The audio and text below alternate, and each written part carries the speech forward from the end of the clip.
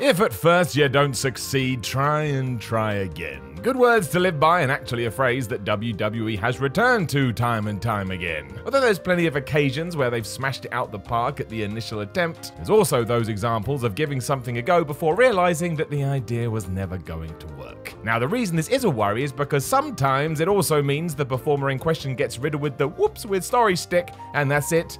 They're never seen or heard of again. When there's that bit of belief though, well, it makes all the difference. I'm Simon from What Culture. Please do hit that subscribe button. This is 10 original WWE pushes you completely forgot about. Number 10, the Headbangers as the Flying Nuns. This went down on long-forgotten show Shotgun Saturday Night. The attempt by WWE to make its product more edgy, it was held in a New York City nightclub in order to, if we're honest, try and tap into the love ECW was getting.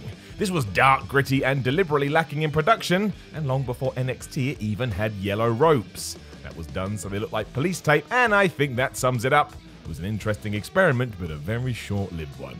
It also saw the would-be Headbangers try out something that can only be described as mad. The Flying Nuns. As the name suggests, they came out dressed like they'd fallen out of the convent, and the real joke was they were taking on the Godwins. It was like old and new WWE clashing together in the strongest fashion. Much like the program itself, management realized this was not a gimmick that had any real upside, so they canned it before Mosh and Thrasher were born.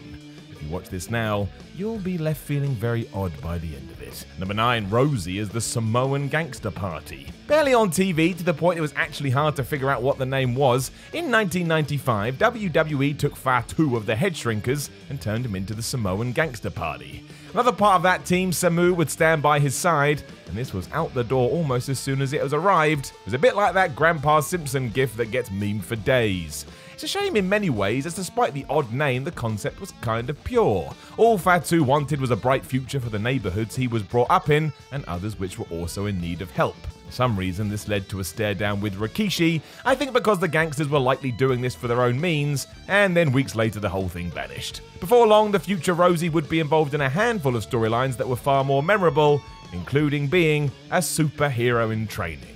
And if you know, you know. Number 8, the Honky Tonk Man as Hulk Hogan's best friend. Even though his whole shtick has always been, hey, I'm kinda like Elvis, so deal with it, there was a different plan for the Honky Tonk Man at first. He was going to be the then WWF champion, aka Hulk Hogan's friend.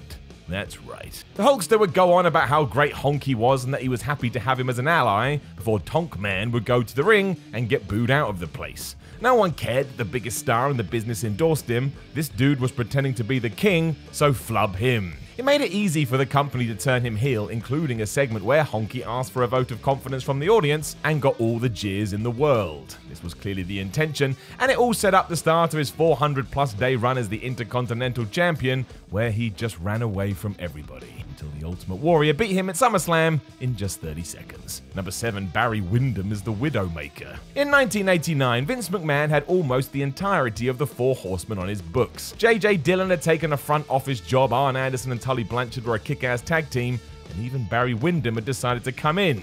Only Ric Flair had been snapped up the year earlier. Proving himself to be both a beloved good guy and hated bad guy over in the NWA, McMahon's constant decision to recreate stars from elsewhere in an image all of his own backfired big time. As opposed to playing to Windham's strengths, Vinnie Mac made him the Widowmaker, who was kinda like just some dude. He was meant to be the villain, but there was no reason as to why, and aside from a few squash matches, this didn't go anywhere.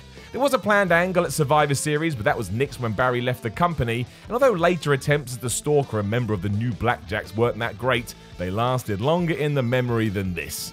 Mostly because this was nothing. A strange way to use someone with the talent of a Barry Windham. Number 6, Lex Luger as a WBF body star. I always loved this. When Lex Luger came to WWE in 1992, it wasn't for the WWE at all. Nope, Vince McMahon brought him in to be the face of the World Bodybuilding Federation, a concept that was already doomed to fail. Now, naturally, McMahon wanted to try and save this idea, but he was also doing it for a stroke of genius. As Luger was on the books as a bodybuilder, he was able to get around the non-compete clause Lex had after leaving WCW. Would you think of that? Unfortunately, a serious motorbike accident halted all these plans, so whatever Vince was going to do with him there, we'll never know. Flex a lot, I suppose. There's more evidence to this, because what did Luger do when he actually came in as a wrestler in 1993? he flexed a lot as the narcissist. I don't think Lex would have been enough to save the WBF either way, but we shall never know.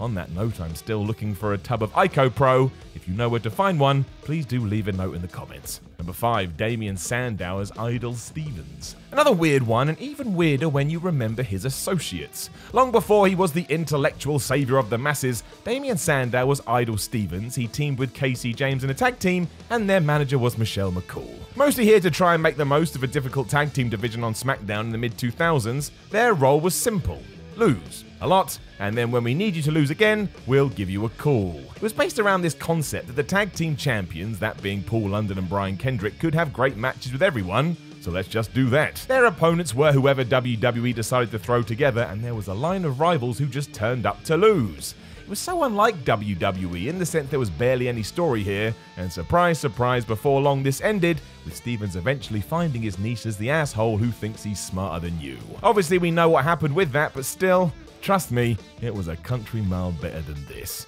Number 4, S.A. Rios as BIGELOW. I mean, you could interchange these really. Despite his in-ring talents, WWE saw S.A. Rios as a C-show light heavyweight that could move well. As such, they gave him a string of odd names, including BIGELOW. He would come out in a big fur coat and wear sunglasses, and I think the whole point was he was meant to look like such a douche, fans would instinctively boo him. Instead, they were mostly indifferent. This was coming off a run as Aguila, which was the same without all the outfits, and it was when he was teamed with Lita in 2000 and dubbed S.A. Rios that it kind of worked. I mean, it did more for her than it did for him, but still. He was able to sneak onto a pay-per-view as Cruiserweight Champion and work a match with Eddie Guerrero. After that, there's not much else to say. So it's the name we will be stuck with the most: BIGELOW. It's mad because in this day and age, he would have been a far bigger star given what he could do in the squared circle. That just wasn't the case 20 years ago. BIGELOW. Number 3, Bam Bam Bigelow as Bam Bam Bigelow. Bear with me. When Bam Bam arrived in WWE in 1987, he was pushed as a must-have. Jimmy Hart, Slick, and Bobby Heenan were all campaigning for his services, and he was even sold as a dude that could be a threat to Hulk Hogan.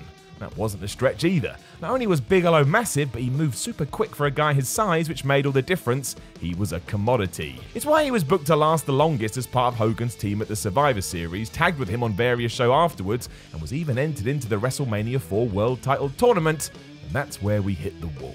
Losing to one-man gang in less than 3 minutes because of a countout, Bam Bam would be out the door just 2 months after this because of a contract dispute. It meant his whole push was almost null and void as he arrived, kicked ass, and then disappeared after a loss to this guy. It wasn't great. It's why none of this was mentioned when he returned a few years later as a killer heel and finally fell into the role that was made for him.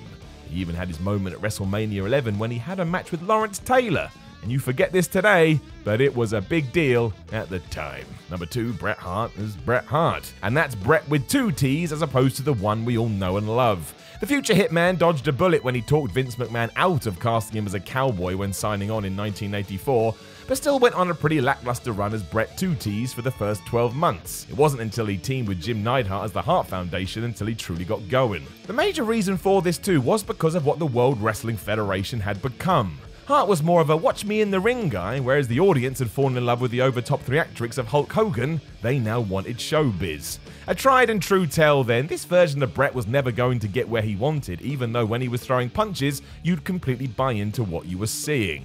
It's why he took on the Hitman nickname and started wearing shades. He was just adding pizzazz to his arsenal as well as hiding his natural shyness.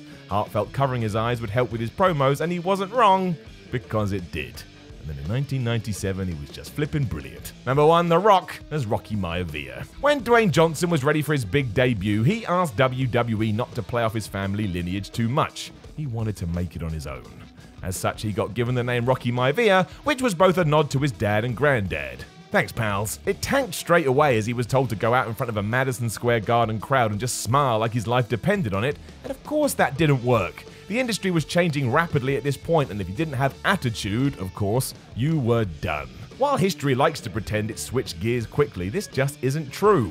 When an Intercontinental title win also failed to work, WWE doubled down on this idea and called up his father Rocky Johnson to get involved. After the son had beaten the Sultan at WrestleMania 13, Rocky appeared on Raw to literally fight his offspring's battles, which was another sign to the audience that they should boo this man, and as we know, tell him to die. That was a bit much. Thankfully, everybody saw sense and turned The Rock heel when he returned from an injury, and We all know how that worked out. I don't think it was that bad. Know of any other original WWE pushes that we've all completely forgotten about? Make sure to let us know in the comments below, and don't forget to like, share, and subscribe. Then head over to whatculture.com and read yourself some articles. Follow What Culture on Twitter at WhatCultureWWE, and watch more videos here on What Culture Wrestling. My name is Simon from What Culture, and I'm gonna chat to you again soon, unless we all forget.